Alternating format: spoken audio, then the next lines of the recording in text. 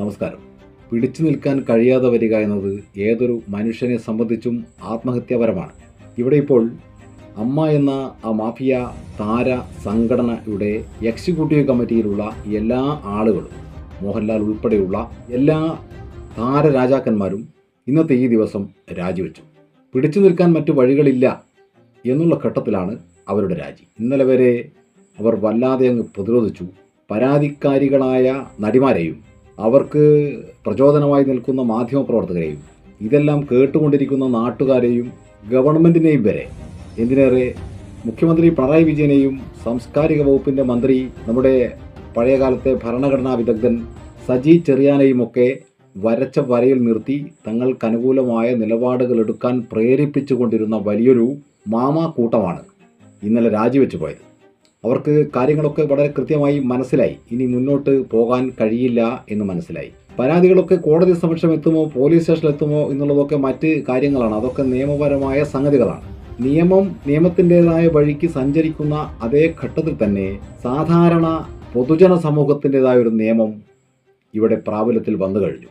ആ നിയമം എന്തെന്നാൽ ഇവരെല്ലാം ലൈംഗിക മനോരോഗികളാണ്. ഒരു സാധാരണ മനുഷ്യനുണ്ടാവേണ്ട മാനസിക സന്തുലിതാവസ്ഥയിൽ നിന്നും വ്യതിചലിക്കുമ്പോഴാണ് ഒരാൾ മനോരോഗിയായിത്തീരുന്നത്. ആ മനോരോഗത്തിൻ്റെ ലക്ഷണമായി അല്ലെങ്കിൽ അത് പ്രാവർത്തികമാക്കുന്ന രീതികളായി കണ്ടുവരുന്നത് ലൈംഗികതയും മോഷണവും പിടിച്ചുപറിയും ബലാത്സംഗവും അങ്ങനെയുള്ള ഒട്ടേറെ സംഗതികളാണ്. സാധാരണ സ്വഭാവമുള്ള മാനസിക സന്തുലിതാവസ്ഥ നേരെ നിൽക്കുന്ന ഒരു മനുഷ്യനും ഇത്തരത്തിലുള്ള ഒരു വ്യഭിചാര പ്രക്രിയയ്ക്കും ഒരു തോന്നിവാസത്തിനും ഇറങ്ങി പുറപ്പെടുകയില്ല എന്നുള്ളത് ഒരു വാസ്തവമാണ്.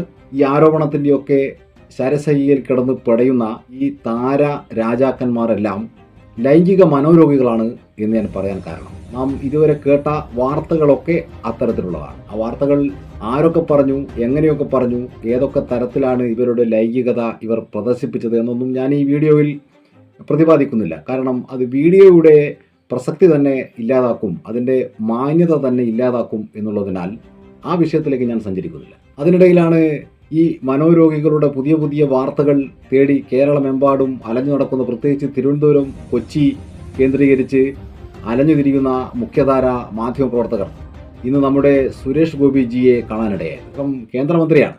BJPയുടെ ബാനറിൽ തൃശ്ശൂർ പാർലമെൻറ്റ് മണ്ഡലത്തിൽ നിന്ന് സാഹസികമായി ജയിച്ചു കയറിയ ഒരു വ്യക്തിയാണ് സുരേഷ് ഗോപി. അദ്ദേഹം ഇന്നൊരു ജനപ്രതിനിധിയാണ്, ഒരു രാഷ്ട്രീയ പ്രവർത്തകനാണ് എന്നൊക്കെയാണ് വെപ്പ്. ഏതായാലും അദ്ദേഹം ജനപ്രതിനിധിയാണ്.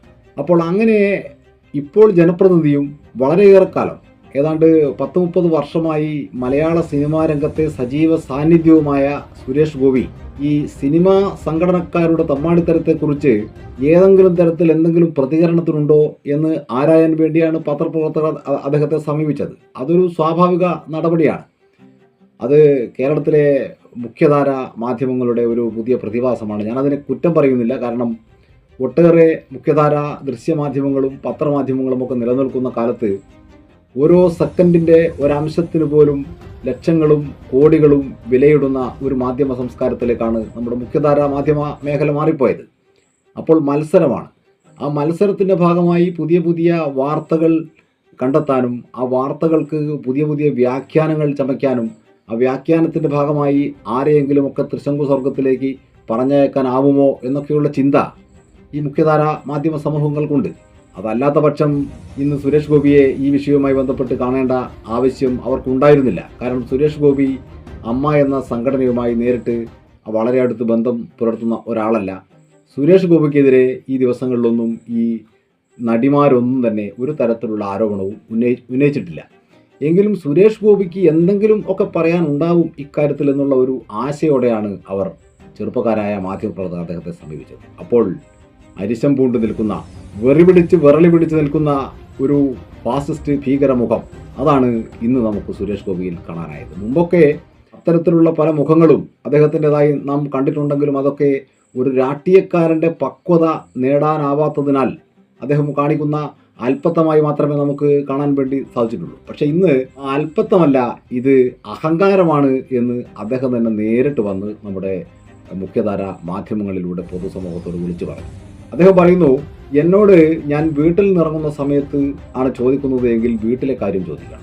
ഓഫീസിൽ നിന്നാണ് ഇറങ്ങുന്നത് എങ്കിൽ അപ്പോൾ നിങ്ങൾ പത്രക്കാരൻ്റെ മുമ്പിലുണ്ടെങ്കിൽ ഓഫീസിലെ കാര്യങ്ങൾ ചോദിക്കണം. പിന്നെ മറ്റെന്തൊക്കെയോ അദ്ദേഹം പറഞ്ഞു. അതിനുശേഷം അരിശം പൂണ്ട് പിന്മാറാതെ പിന്നെയും പത്രക്കാർ അദ്ദേഹത്തെ സമീപിച്ചുകൊണ്ടിരുന്നപ്പോൾ അദ്ദേഹം പറഞ്ഞത്, ഈ വഴി എൻ്റെ ജന്മാവകാശമാണ്, ഈ വഴി എനിക്ക് വിട്ടുതരണം എന്നൊക്കെയാണ്.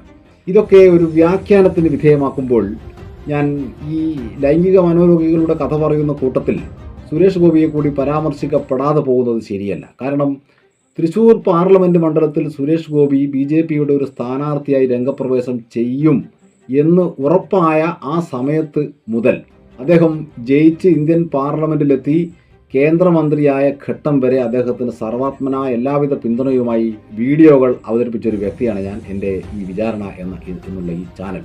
അത് സുരേഷ് ഗോപിയോട് വ്യക്തിപരമായി എനിക്കെന്തെങ്കിലും പ്രത്യേകിച്ചെന്തെങ്കിലും അടുപ്പമുള്ളത് കൊണ്ടോ സ്നേഹമുള്ളത് കൊണ്ടോ അദ്ദേഹം ഒരു BJPക്കാരനായതുകൊണ്ടോ അല്ല. കേരളത്തിലെ ഇടതു വലത് രണ്ട് കഫന്തീനികളായ രണ്ട് രാഷ്ട്രീയ മുന്നണികൾ, അവർ എത്രയോ ദശാബ്ദങ്ങളായി കൈവശം വെച്ച് പോരുന്ന നമ്മുടെ ജനപ്രാതിനിധ്യ സഭകൾ, അവർക്കിടയിലേക്ക് ഒരു പുതിയൊരു രാഷ്ട്രീയ പ്രവർത്തകൻ ഒരു BJPക്കാരൻ്റെ വേഷത്തിലെങ്കിലും എത്തട്ടെ. രണ്ട് മുന്നണികൾ മാത്രമുള്ളത് കൊണ്ടാണ് കേരളം ഇങ്ങനെ കട്ടുമുടിക്കപ്പെട്ടത്. മൂന്നാമതൊരാൾ എത്തട്ടെ, അത് സുരേഷ് ഗോപി ആണെങ്കിൽ അദ്ദേഹത്തിന് അതിനുള്ള അംഗീകാരം ജനങ്ങൾ നൽകുകയാണെങ്കിൽ ആയിക്കോട്ടെ, അതിനൊരു സപ്പോർട്ട്, ഒരു പിന്തുണ നൽകിയേക്കാം എന്ന് കരുതി മാത്രമാണ്. അത് സുരേഷ് ഗോപി ഏതോ ഒരു ആജാനുബാഹുവായ ഒരു മനുഷ്യനായതുകൊണ്ടോ അസാമാന്യ രാഷ്ട്രീയ പാഠവുമുള്ളൊരു വ്യക്തിയായതുകൊണ്ടോ അദ്ദേഹം ഇന്ത്യൻ പാർലമെൻറ്റിലും കേന്ദ്ര മന്ത്രിസഭയിലും എത്തിയാൽ നമ്മുടെ കേരളം എന്ന മനോഹരമായ ഒരു ചെറിയ സംസ്ഥാനത്തിന് പ്രത്യേകിച്ച് എന്തെങ്കിലും പരിഗണനയോ പദവിയോ കിട്ടും എന്നുള്ള ആശയോ ആഗ്രഹമോ കൊണ്ടായിരുന്നില്ല അത്. അപ്പോൾ അന്ന് ഞാനൊക്കെ എന്നെപ്പോലുള്ള മാധ്യമ പ്രവർത്തന രംഗത്ത് നിൽക്കുന്ന ആളുകളൊക്കെ കരുതിയിരുന്നത് സുരേഷ് ഗോപി നമ്മുടെ ഇന്ത്യൻ പ്രധാനമന്ത്രി നരേന്ദ്രമോദിയുടെ ശിഷ്യത്വം സ്വീകരിച്ച് ഒരു ബഹുമാന്യ വ്യക്തിയായി നമ്മുടെ രാഷ്ട്രീയ നഭോമണ്ഡലത്തിൽ വളർന്നു വരും എന്നുള്ളതായിരുന്നു. പക്ഷെ അധികാരം അഹങ്കാരമായി സുരേഷ് ഗോപിയെ പിടികൂടിയിരിക്കുന്നു. ഇന്ന് സുരേഷ് ഗോപിക്കുള്ളത് ഞാൻ എന്നുള്ളൊരു ഭാവം മാത്രമാണ്. അദ്ദേഹം നേരത്തെ പറഞ്ഞത് അമ്മ എന്ന സംഘടനയുമായി ബന്ധപ്പെട്ട വിഷയങ്ങളെക്കുറിച്ച് ആയതുകൊണ്ടാണ് അങ്ങനെ പ്രതികരിച്ചത് എന്ന് നാളെ അദ്ദേഹം വന്നു പറഞ്ഞാൽ അതൊരു ഉത്തരമല്ല. കാരണം ഏത് വിഷയത്തെക്കുറിച്ചാണെങ്കിലും അത് പ്രത്യേകിച്ചൊരു ലൈംഗിക ആരോപണവും സ്ത്രീ പീഡനവുമായി ബന്ധപ്പെട്ട് നിൽക്കുന്ന ഒരു വിഷയത്തെക്കുറിച്ചാവുമ്പോൾ കേരള സംസ്ഥാനം മാത്രമല്ല, ഇന്ത്യ രാജ്യത്തെ പ്രബുദ്ധരായ ഒരു കൂട്ടം ജനത ഈ വിഷയങ്ങളൊക്കെ സംസാരിച്ചുകൊണ്ടും ചർച്ച ചെയ്തുകൊണ്ടിരിക്കുന്ന ഘട്ടത്തിൽ അതേക്കുറിച്ച് എന്തെങ്കിലും പറയാനുണ്ടോ എന്ന് മാധ്യമപ്രവർത്തകർ ചോദിച്ചത് സിനിമാ നടനും വില്ലനും IPS ഓഫീസറും കമ്മീഷണറും ഒക്കെയായി അഭ്രവാളികളിൽ നിറഞ്ഞാടി തിമർത്തു പോയ സുരേഷ് ഗോപിയോടായിരുന്നില്ല, മറിച്ച് കേന്ദ്രമന്ത്രിയായ സുരേഷ് ഗോപിയോടാണ്. അപ്പോൾ അഭ്രവാളികളിൽ അമ്മാനമാടുന്ന സുരേഷ് ഗോപിക്ക് വായിൽ തോന്നിയത് കോതയ്ക്ക് പാട്ട് എന്നുള്ള രീതിയിലൊക്കെ വിളിച്ചു പറയാം. അത് ഒരു തിരക്കഥാകൃത്തിൻ്റെ ബുദ്ധിയിൽ വരുന്ന കാര്യങ്ങളാണ്. അദ്ദേഹം അയാം മിസ്റ്റർ ഭരത്ചന്ദ്രൻ എന്നൊക്കെ പറഞ്ഞ് പൊട്ടിത്തെറിക്കുന്നത്. പക്ഷെ ഇവിടെ ജനപ്രതിനിധിയും കേന്ദ്രമന്ത്രിയുമൊക്കെയായ ഒരാൾ, രാജ്യമാകെ ബഹുമാനിക്കപ്പെടേണ്ട ഒരു വ്യക്തി ഇത്ര അല്പത്തരത്തിലേക്ക് പോയി അല്പനായി അഹങ്കാരത്തിൻ്റെ കൊടുമുടി കയറി എന്തെങ്കിലുമൊക്കെ വിളിച്ചു പറയുന്നത് ഒരു ഉചിതമായ നടപടിയാണ് എന്ന് ഞാൻ കരുതുന്നില്ല. അത് സംസ്ഥാനത്തെ BJP നേതൃത്വവും ഇന്ത്യയിലെ BJP നേതൃത്വവും അത് പരിശോധിക്കണം. പ്രധാനമന്ത്രി നരേന്ദ്രമോദി ഉൾപ്പെടെയുള്ള ആളുകൾ ആ വീഡിയോ എങ്ങനെയെങ്കിലും കാണുകയാണെങ്കിൽ അത് പരിശോധിക്കേണ്ടതാണ്. അദ്ദേഹത്തെ ഒരു രാഷ്ട്രീയക്കാരനായി നിലനിർത്തണം. അദ്ദേഹം അഹങ്കാരം കൊടുമുടി കയറി തലക്ക് പിടിച്ച് ഉന്മത്തനായ നിലയിലുള്ള ഒരു രാഷ്ട്രീയക്കാരനായി മാറരുത് എന്നുള്ളത് കൊണ്ടാണ് അത് ഇതിനിടയിൽ ഞാൻ പറഞ്ഞു പോയത്. അപ്പോൾ സുരേഷ് ഗോപിയുടെ ഈ കോപ്രായം ഇന്ന് കണ്ട പശ്ചാത്തലത്തിൽ എനിക്ക് ഓർമ്മ വന്നത് 2010 അമ്മയുടെ ജനറൽ ബോഡി മീറ്റിങ്ങിൽ സംഭവിച്ച ചില കാര്യങ്ങൾ. മഹാനടൻ തിലകൻ പിൽക്കാലത്ത് അദ്ദേഹം അമ്മയുമായി തെറ്റിപ്പിരിഞ്ഞ് അദ്ദേഹത്തിൻ്റെതായ രീതിയിലൂടെ കലാരംഗത്ത് ചുവടുവെച്ച് സജീവമായി നിലനിൽക്കുന്ന ഘട്ടത്തിൽ പറഞ്ഞ ചില കാര്യങ്ങളാണ് എനിക്ക് ഓർമ്മ വരുന്നത്.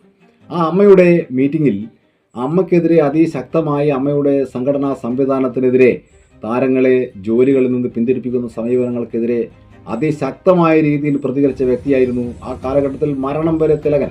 അത് ഞാൻ 2010 എന്ന് പറഞ്ഞത് അമ്മ ജനറൽ ബോഡിയുമായി അമ്മയുമായി സഹകരിച്ച് നിൽക്കുന്ന അദ്ദേഹത്തിൻ്റെ ആദ്യ കാലഘട്ടമായിരുന്നു.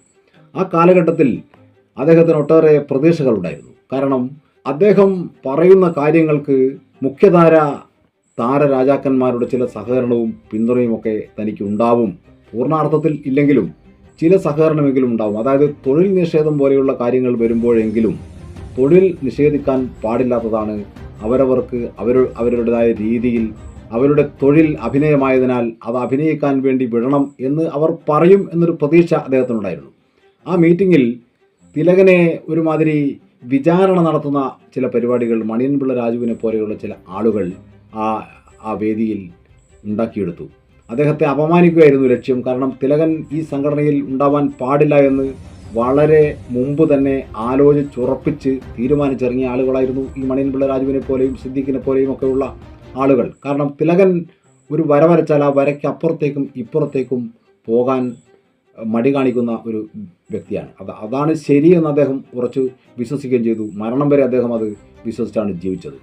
ആ വരെയാണ് ശരി എന്ന് അദ്ദേഹം കൃത്യമായി പറയും. അപ്പോൾ അങ്ങനെ ഒരാളെ ഈ കമ്മിറ്റി ഈ സംഘടനയ്ക്കുള്ളിലേക്ക് കൊണ്ടുവന്നാൽ ഇവിടെ ഒരു ഉപജാപക വൃന്ദം ഉണ്ടാക്കിയെടുക്കാനും തങ്ങൾക്ക് തോന്നിയ രീതിയിൽ ഈ സംഘടനയെയും സംഘടനയിൽ ബന്ധിതമായി നിൽക്കുന്ന താരങ്ങളെയും പ്രത്യേകിച്ച് സ്ത്രീകളെയും കൊണ്ടുപോകാൻ കഴിയില്ല എന്നും ഉറപ്പുണ്ടായിരുന്നത് കൊണ്ടാണ് തിലകനെ ആദ്യ നാളുകളിൽ തന്നെ പടിക്ക് പുറത്താക്കാൻ അവർ തീരുമാനിച്ചത്. അവർ അന്ന് വിനയൻ്റെ ഒരു സിനിമയിൽ തിലകൻ അഭിനയിക്കുമായി ബന്ധപ്പെട്ടായിരുന്നു ചർച്ച. അവർ നഖശികാന്തം എതിർത്തു. വിനയനുമായി ഒരു സഹകരണവും നടത്താൻ പാടില്ല എന്ന് തിലകനോട് മുഖത്ത് നോക്കി അവർ പറഞ്ഞു.